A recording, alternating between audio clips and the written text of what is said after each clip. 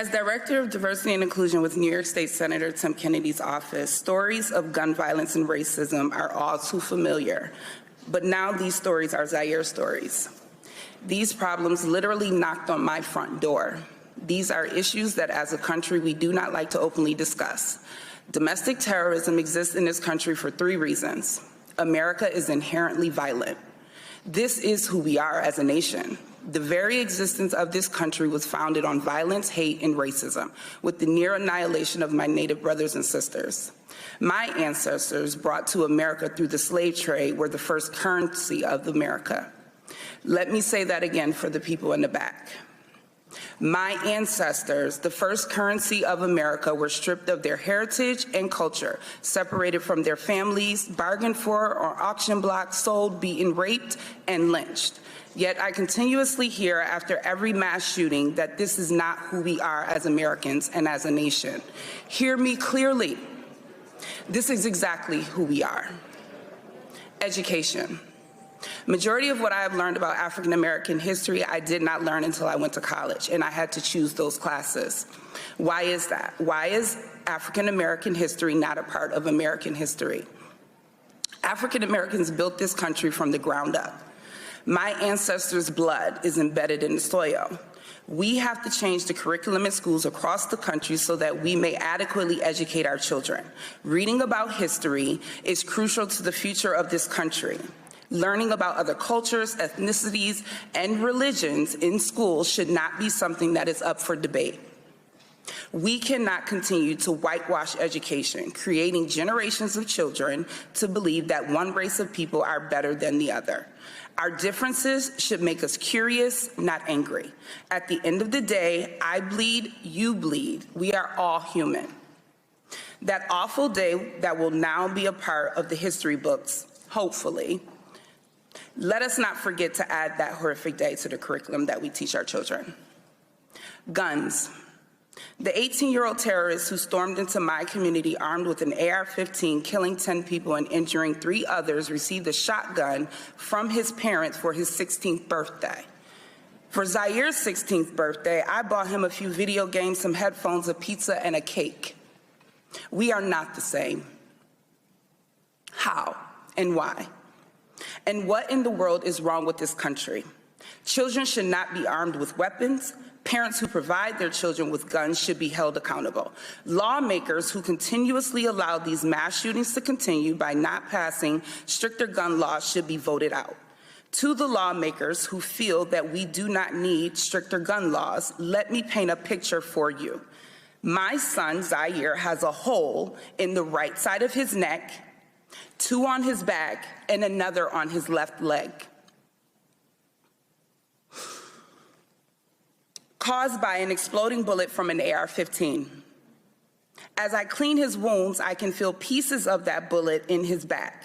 Shrapnel will be left inside of his body for the rest of his life. Now I want you to picture that exact scenario for one of your children. This should not be your story or mine.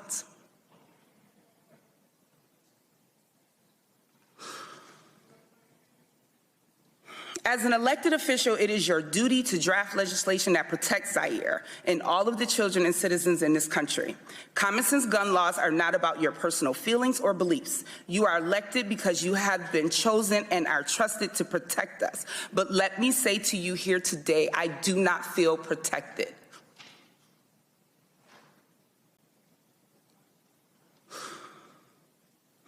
No citizen needs an AR-15. These weapons are designed to do the most harm in the least amount of time. And on Saturday, May 14th, it took a domestic terrorist just 2 minutes to shoot and kill 10 people and injure 3 others. If after hearing from me and the other people testifying here today does not move you to act on gun laws, I invite you to my home to help me clean Zaire's wounds so that you may see up close the damage that has been caused to my son and to my community. To the families of Ruth Whitfield, Pearl Young, Catherine Massey, Hayward Patterson, Celestine Cheney, Geraldine Talley, Aaron Salter, Andre McNeil, Margaret Morrison, and Roberta Drury, I promise that their deaths will not be in vain. Zaire and I promise to use our voice to lift their names, and we will carry their spirit with us as we embark on this journey to create change. I know that their collective souls watched out for Zaire that day, and I am eternally grateful to them for that. To the east side of Buffalo, I love you. I'm speaking directly to my people, to my hood. From Bailey to Broadway to Kensington to Fillmore to Delavan to Jefferson and every street in between. Just like the potholes that we want filled in, yes, I keep it real, together we will continue to fill those streets with love. No matter what people say about the east side of Buffalo, we will not be broken. I was born there, raised there.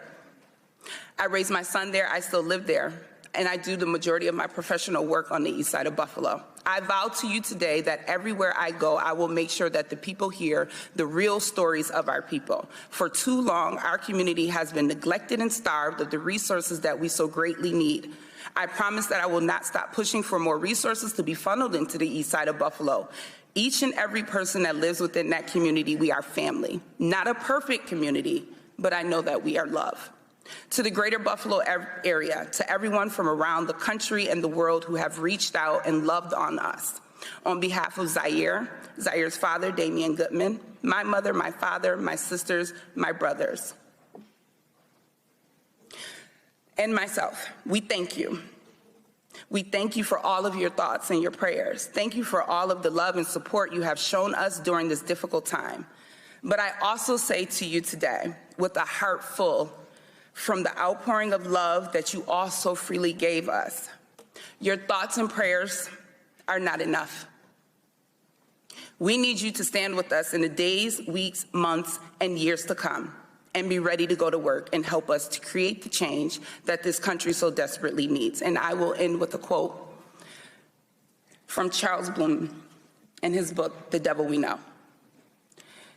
Race, as we have come to understand it, is a fiction, but racism, as we have come to live it, is a fact. The point here is not to impose a new racial hierarchy, but to remove an existing one.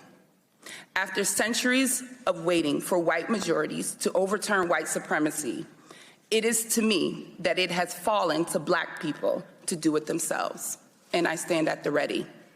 Zaire, this is for you, kid. Happy birthday.